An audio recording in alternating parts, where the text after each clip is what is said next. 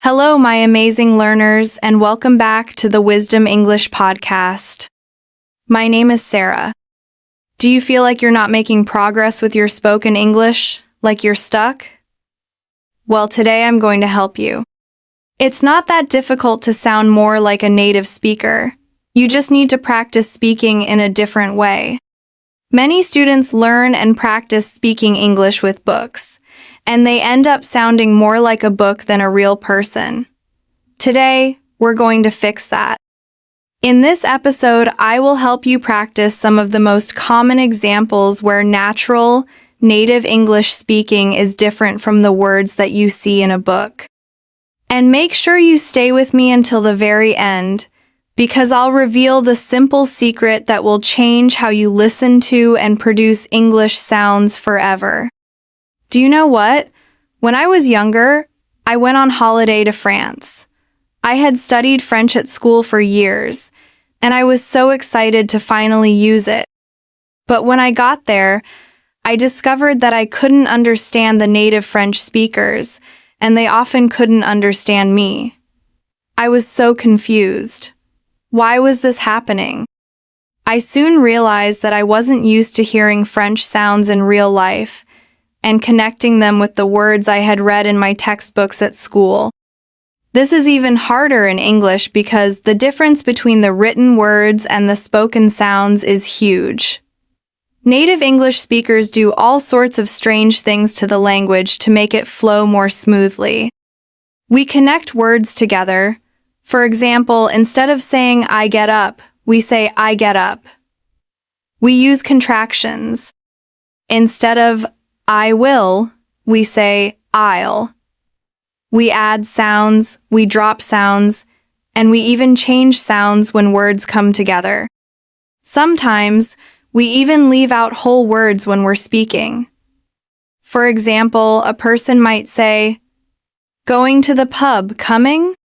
Instead of, I'm going to the pub. Are you coming? So, it's no wonder that it's difficult to understand us sometimes. Now, you may be thinking, but Sarah, I can understand you perfectly. Yes, but I'm a teacher and I'm speaking slowly and clearly for you. Not everyone in Britain, America, or Australia speaks like me. In this podcast, I will help you hear and practice some of the most common examples of natural spoken English. Are you ready? Let's go. Okay, let's begin with this simple question. How do you say this? What do you do? When we read it, we say, what do you do? But when we speak naturally, we often say, wadaya do? Listen again. Wadaya do? The what do you part blends together to sound like wadaya. Let's practice. Follow me. Wadaya do? Excellent. This is a very common way to ask people about their job. For example, if someone asks me, wadaya do? I would say, I'm an English teacher. Let's try another one with this new knowledge you've got. How do you think we pronounce this? What do you want? That's right, we say, wadaya want? Listen to how the t at the end of want is often dropped in casual speech. Follow me. Wadaya want? Great.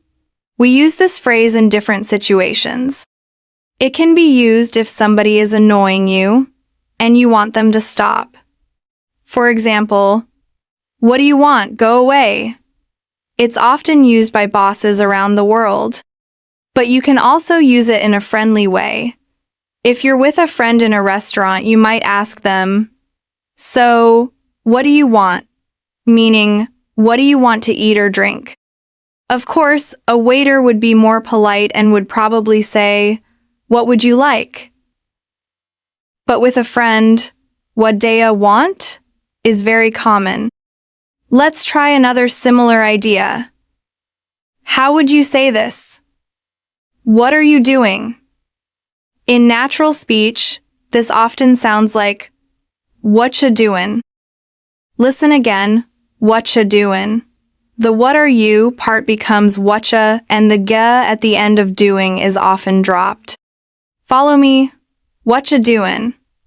This is, of course, asking people what activity they are doing right now. For example, whatcha doin'? Well, I'm giving a class. Another expression which means the same thing is this one. What are you up to? This often sounds like, whatcha up to? Follow me. Whatcha up to? Nice. And one more in this group. How about this one? What are you having? This would sound like, wad day a havin'? Listen and follow me. Wad day a havin'? This is a phrase we would use. Again, if you're with a friend in a bar or a restaurant and you're asking them what they want to eat or drink. You can say, wad day a having? Oh, I'm gonna have a cup of coffee, please. Let's look at some more present tense questions. We said, what do you can become wadaya. Let's look at this phrase, do you want a coffee? Very often this will become, do you want a coffee? Listen again. Do you want a coffee? The do you becomes a soft dia sound, and want to becomes wanna. It's almost like the j sound in the word judge. Do you wanna? Let's practice. Do you want a coffee? Great. Let's try it with a different word. Tea. Do you want a tea? Coca-Cola. Do you want a Coca-Cola? Excellent. Now, another question we might ask is this one, and this one is more polite. For example, a waiter might ask you this, or you could be with somebody you don't know so well. Would you like a coffee? This often sounds like, would ya like a coffee? Listen and follow me. Would you like a coffee? Excellent. Let's try it with other words. Tea. Would you like a tea? A piece of cake. Would you like a piece of cake? Nice. Okay, hopefully you're starting to hear the difference between the spoken sounds and what's written on the page. Let's move on. I have a little story for you. Once upon a time, a long, long time ago, there were 3 little bears who lived in the forest, and their names were Does He, Was He, and Has He. Now, these 3 bears were very curious bears, and they were always asking questions. He was always asking questions about the present. He would ask, does he like it? Does he want it? Does he know what to do? The second bear was a bit more focused on the past. He would ask, was he happy? Was he okay? Was he upset? And the third bear, was always connecting the past and the present. He would ask questions too, like, has he called you? Has he come yet? Has he sent you a message? 3 very curious bears. Does, he, was, he, and has he. What a great story.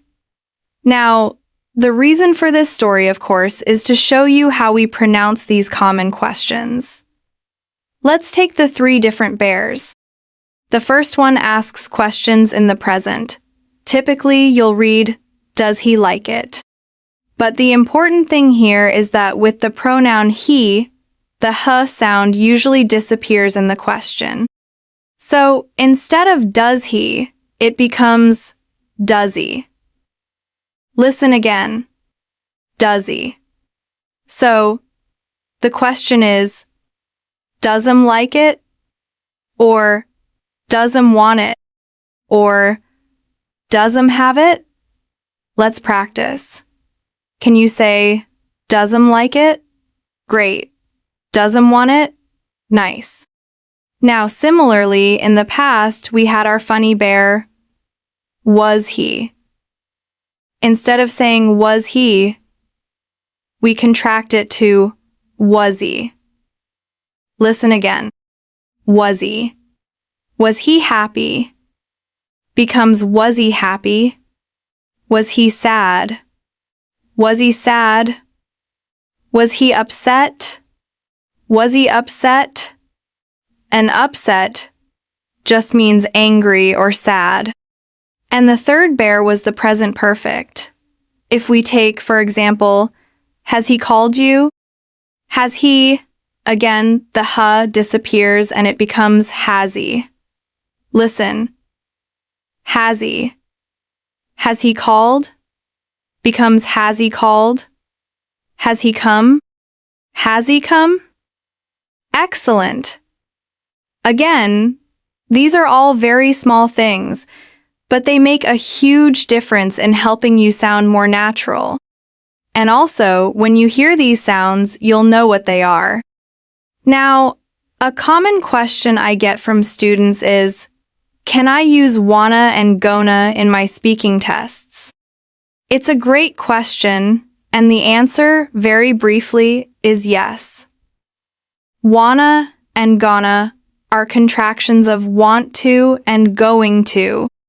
And yes, we use these contractions all the time in spoken English.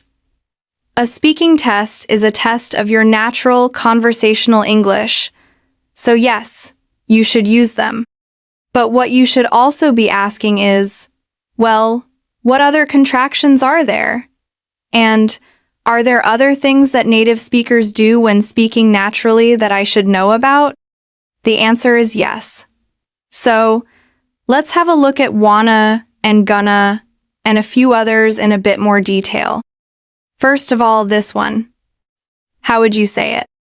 Of course, we read it as, I am going to go. But when we speak, we say, I'm gonna go. Listen again. I'm gonna go.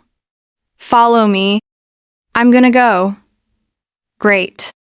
The big mistake a lot of people make is they say, I'm gonna to go.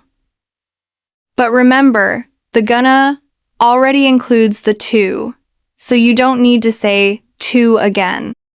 You just drop the to.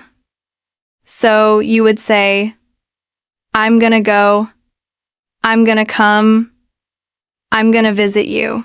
What if you want to say, have a coffee? That's right. I'm gonna have a coffee. Nice. Now this one. I want to go. This becomes, I want to go. Listen. I want to go. Follow me. I want to go. Excellent. If you want to say visit you, you would say, I want to visit you. Great. Now what about this one? Shall we go? This is a suggestion you make to people who are with you. In spoken English, this becomes a huge contraction. It sounds like shwego. Listen again. Shwego. Follow me. Shwego. So if you want to suggest having a coffee, you would say, shwe have a coffee? Or if you want to suggest going out, you would say, shwe go out? Great. Now, let's look at some contractions for the past. If we want to talk about regret in the past, we might say, I should have gone. The whole should have becomes shoulda. Listen, shoulda. I shoulda gone. This expresses a regret. You know, there was a party last week, I didn't go, and now I feel bad about it. Maybe it's FOMO, the fear of missing out. I shoulda gone. That's a regret I have now. Now, talking about possibility in the past, we have this phrase, I could have gone. This contracts to, I coulda gone. Listen and repeat with me. I coulda gone. This expresses a possibility in the past that you didn't do. So, there was a party, and I could have gone, but I decided not to go because I didn't have enough money to buy all my friends a drink. I could have gone, but I didn't. If you had the possibility to visit Paris but you didn't, what would you say? I could have visited Paris.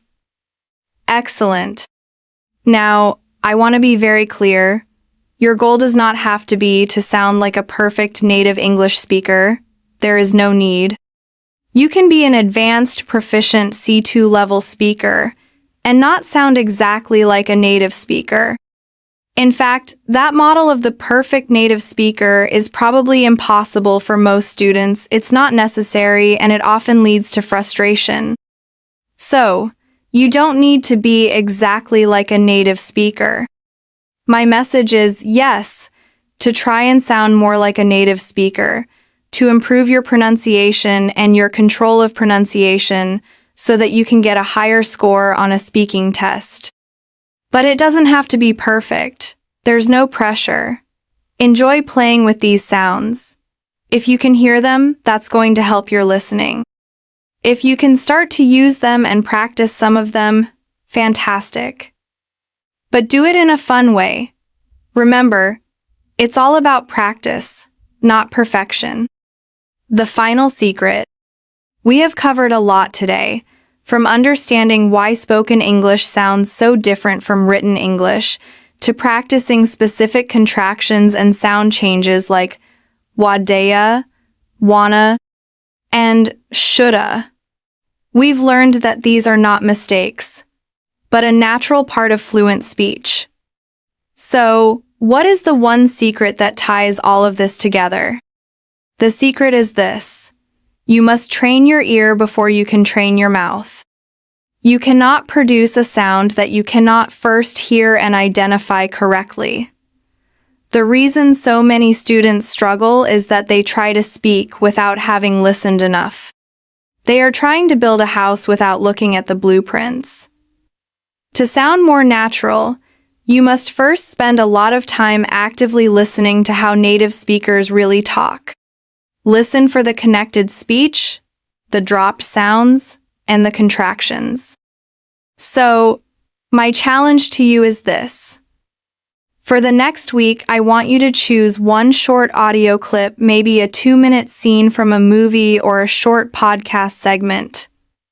Listen to it once. Then, listen to it again, but this time, with the specific goal of noticing one example of natural, connected speech, like gonna or wanna. Just find one. Then, practice saying it yourself. This small habit of active, focused listening will completely change how you approach your own speaking. Please like, share, and subscribe to the Wisdom English podcast channel to watch our next videos.